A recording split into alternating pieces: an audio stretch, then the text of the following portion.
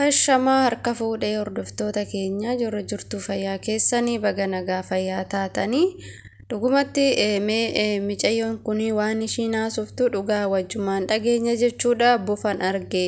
Bofa argee jedhee algaa kiyya jala seenee ture bofti ishiin immoo namni barbaadanii dhabanii seenanii jetti. Ijoolleen immoo koomentii akkanaa kana barreessuuf jechuudha.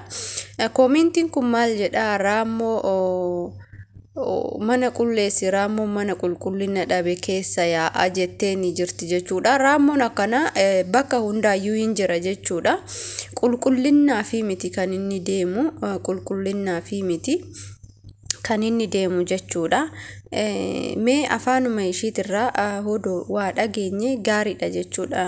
Micayyoon kun akkaataa ishiin itti himattu afaan ishiitirraa dhageenyeeti yoo sa'aatii qabaanne walitti deebina. Gaafa sawwanni na mudate akka Dubaayitti sa'aatii 7 galgala keessa kafilee taa'aa jira. Hiriyyaan kootis hin jirti kan waliin hojjennu. Isiin shaaworii galtee andammoo kafilee kiyya taa'ee jira jechuudha. Kafilee keessa taa'a. Saaloonitti namichi televezyiinii banee dhageeffata. Sagalee maalii dhagahaa? Sagalee bofaa dhagahaa jechuudhaan.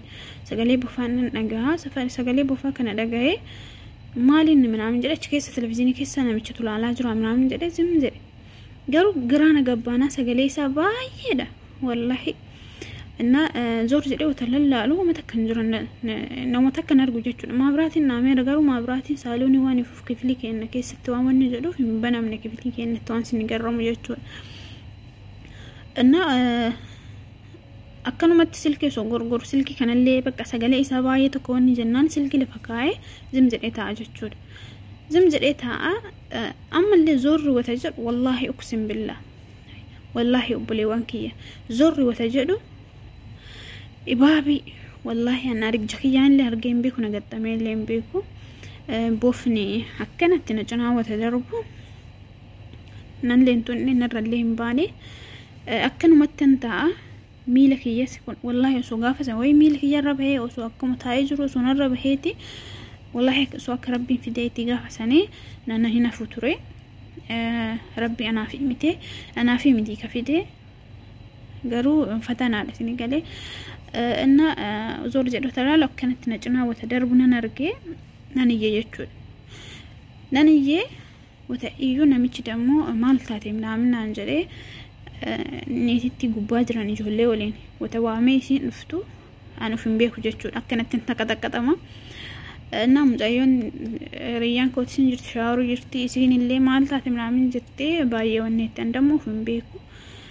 إنكسي وبلي وانكيا كلاسي لأنه باسني كلاسي شفاني ورا بلدية ومني وتلفاني كلاسي بربر سيساني وتواني جراني إيساكني ديم إيساك قالي نمني إيساك ديم والله سيطانا تستغفروا لنو سيطانا أنا في بيك والله وبلي وانكي أو في قد أكيد تورد بين درتني أما وأن تيفي أو أن ويمكن يفي كيسان لهم بها بري بنا لين نسينا أنا إنسان كجلي ساكن في بيتشام بينو أنا بربر سني وهون كلاسي إن يا سني إن بنجت شو رجرو مني ديب والله جرو ما ديك تكتيسه جرو أنا تنا دربي وتلقى جل اللي سين ورجع جرو أنجت شو أنا كسيت بربراني كسي كسيقني deebinee akkasumatti asuma sodaannu rafne halkani Raammoo amma viidiyoo irratti gadhiise kana ofirratti argee jechuudha. Garuu homaan goone xiqqoo naawwanni jedhe malee alhamdulillah anna akkasii obboleewwan kiyyaa no waan ta'eef kisee baay'ee namoota shinti beetii keessa seentanii shinti beetii irratti silkiin gorogorina shinti beetii seentanii illee namoota baay'ee shinti beetii irra taa'anii namni silkiin gorogor shinti beetii irra taa'anii bilbil haasaan inna of eeggadha waan akkanaarraa akkamitti akka nama mudatu akkamitti eessa akka namatti waan akkanaa kun hin beekani anallee nama mudatee hin beeku anna akkasii obboleewwan kiyyaa waan akkanaatu nagaxxame garuu uummata akka hin taane alhamdulillah anna akkasii of eeggadha obboleewwan kiyyaa ani biyya kanatti kun waggaa meeqaan waan akkanaa nagaxxame hin beeku bicha fatanaadhaa fi viidiyoo saniyyuu akkamitti akka gadhiise hin beeku sila ani ka gadhiisu qabu buufa ture garuu isatu na wanni jedhe jechuudha anna akkasii obboleewwan kiyya baay'ee galatooma namoota baay'ee kana gaafataa turtanillee raammoon garuu yoo mana yaalaallee daftee hin deemini yoo marziitti wanni jedhee raammoo illee damuu maxfoodha marzii badaa qaba anaa damuu qoricha anaa akkasii obboleewwan kiyya of eeggadhaa rabbi nu atisu keessaa yoo warra biyya ormaa jirru rabbi nu atisu rabbi sin atisu obboleewwan kiyya warra siddatii akka kiyya jirtanii isin jaaladha anaa akkasii